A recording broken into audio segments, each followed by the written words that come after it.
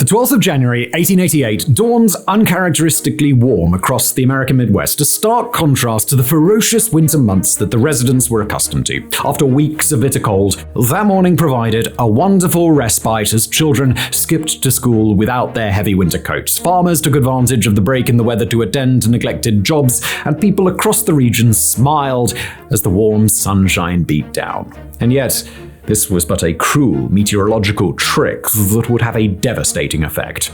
While the morning and early afternoon reigned unseasonably warm, by mid-afternoon a swift and brutal Arctic front was barreling down from Canada. Within hours the temperature plummeted and a blinding snowstorm engulfed the plains. The sudden change caught everyone off guard, transforming the landscape into a white inferno of icy particles and fierce winds. Had children not been in school at the time, and had many of them not left without their winter attire, the consequences would have been very different. By the following morning, 235 people would have died across the Midwest, many of them children attempting to battle through the snowstorm toward the safety of their own homes. One of the region's most devastating weather events came and went in less than 12 hours, but it left an indelible mark on this area. It became known as the Schoolhouse or Children's Blizzard. Harsh winters were nothing new to the residents of Nebraska, the Dakotas, Minnesota, and Iowa. This region's geography makes it particularly susceptible to diverse weather phenomena. With few natural barriers to disrupt airflow, cold Arctic air from Canada can sweep down freely, smashing into the warm, moist air coming up from the Gulf of Mexico. The mix of air is a perfect recipe for severe weather, including thunderstorms, tornadoes, and blizzards. Summers can be oppressively hot, with temperatures soaring above 37 degrees Celsius or 100 Fahrenheit, while winters are known for their bitter cold, with temperatures that can plummet well below zero. Historically, the Great Plains have been notorious for their harsh winters. Snowstorms and blizzards are expected, with the flat, open landscape doing little to slow the development or movement of winter storms. Before the advent of advanced meteorological tools, these storms often struck without warning. The region's settlers, mainly farmers and ranchers, had to be remarkably resilient, adapting their lifestyles to cope with the unpredictable and often harsh climate. Homes needed to be built to withstand extreme weather, and communities frequently rallied together to help each other through particularly tough seasons. In the 1880s, much of the Great Plains population were immigrant settlers who were relatively inexperienced with the region's climate's helter-skelter nature. Many were ill-prepared for the severity of the winters, often lacking the resources or knowledge to adequately predict and respond to severe weather events. The rapid settlement of the region, driven by the promise of fertile lands and new opportunities, meant that many communities were still in the early stages of development and lacked robust infrastructure to deal with emergencies. While many might not have been grizzled veterans, those living on the Great Plains had seen just how bad winter could be just the previous year. The winter of 1886 to 1887 was one of the most severe ever recorded on the Great Plains, wreaking havoc on the region's economy, environment, and the cattle industry in particular. That winter, often referred to as the Great Die-Up, saw extreme cold temperature and unusually heavy snowfall, resulting in catastrophic losses for the burgeoning cattle industry, which was then crucial to the economy of the American Midwest.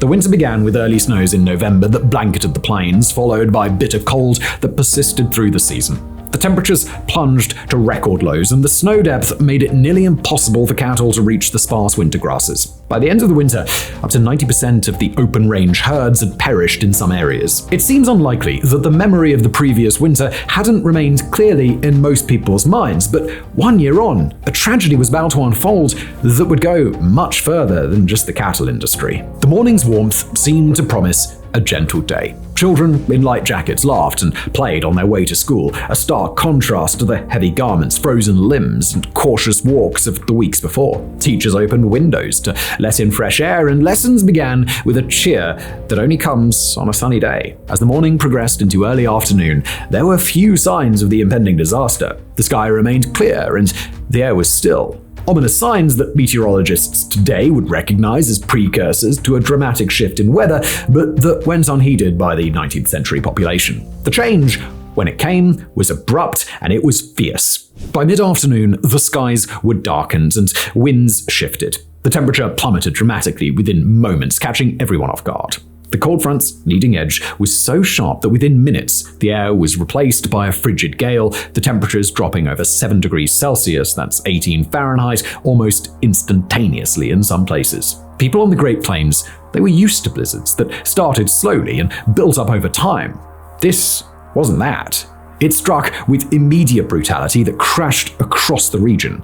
Visibility dropped to zero as the winds whipped up the snow on the ground, mixing it with heavy snowfall. Roads and paths quickly became impassable, and the landscape turned into a bewildering maze of white. Carl Salty, a teenage Norwegian immigrant in Fortier, Minnesota, recalled, "A dark and heavy wall built up around the northwest, coming fast, coming like those heavy thunderstorms, like a shot. In a few moments, we had the severest snowstorm I ever saw in my life, with a terrible hard wind, like a hurricane, snow so thick we could not see more than 3 steps from the door at times." Farmers and townspeople who were outside were also caught unprepared. Many were far from home, without sufficient clothing to face the freezing temperatures. The normal routes and landscapes they knew well were quickly obscured by the blinding snow, making navigation perilous. The rapid change in weather left little chance for a safe response. School children were suddenly at risk because classroom temperatures were plummeting, and few teachers had thought of bringing firewood in. Teachers faced agonizing decisions, whether to send children home in hopes they could make it safely before conditions worsened,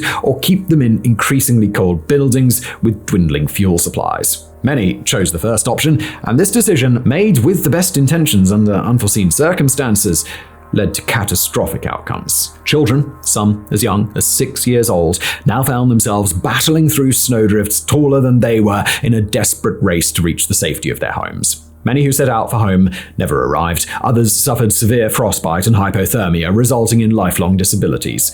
The blizzard claimed the lives of at least 235 people who became disorientated while trying to find their way home. In one heartbreaking instance, the bodies of 2 brothers, John and Isaac Steege, were found just meters from their front door in the Dakota Territory, having succumbed to the cold only moments from safety. The tragedy was horrendous, but it could have been much worse. Some of the most poignant tales of that day are those of heroic teachers across the storm-hit region. In many instances, these teachers made life-saving decisions that protected their students. Minnie Freeman, a young school teacher in Nebraska, famously led her 17 students to safety after the powerful winds ripped off the schoolhouse roof. Using a rope, she tied all the children together and navigated through the blinding snow to a nearby farmhouse where they found refuge. Another teacher, Lois Royce, found herself trapped with 3 students in a schoolhouse in Plainfield, Nebraska. With the building coming apart under the storm, Royce decided to lead them to her home less than 80 meters or 90 yards from the school. Sadly, they quickly became lost, and the children died of hypothermia, with Royce losing her feet to frostbite.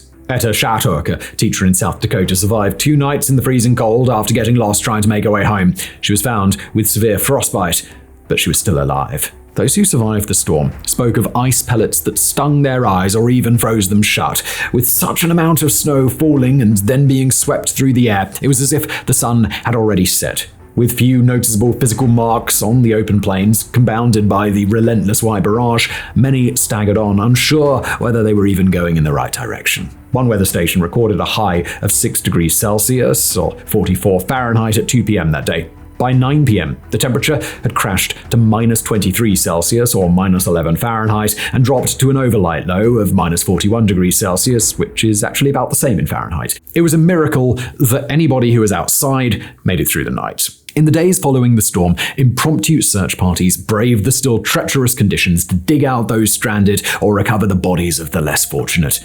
In retrospect, the meteorological event for the children's blizzard was a classic case of rapid cyclogenesis, the development of a cyclone or storm system which often leads to severe weather phenomena. A strong area of high pressure had settled over the region, pushing temperatures higher than usual for that time of year. Meanwhile, unbeknownst to those on the Great Plains and the rudimentary weather forecasting capabilities of the time, a powerful Arctic cold front was making its way south from Canada. Today, this is the kind of weather event that would be splashed all over the news days in advance. It would be inconceivable to leave home without the required winter wear, and let's be honest, would probably be advised to not even go outside. Yet, this was the late 19th century, and we were still far from accurate meteorological predictions that could have saved the lives of hundreds. There's also some debate about whether the army should have sent out a cold weather warning after picking up foreboding readings in the Rocky Mountains. But even if they had, it's unclear whether this message could have been relayed to rural communities in time. It was simply a case of terrible luck. One of the major changes following the blizzard was the enhancement of weather forecasting capabilities and the dissemination of weather information. The US Weather Bureau, now the National Weather Service, was relatively new at the time, recognizing the need for more accurate forecasting and timely distribution of weather warnings. Efforts were made to expand the meteorological network and improve telegraphic communications to ensure the warnings could reach even the most remote communities more quickly.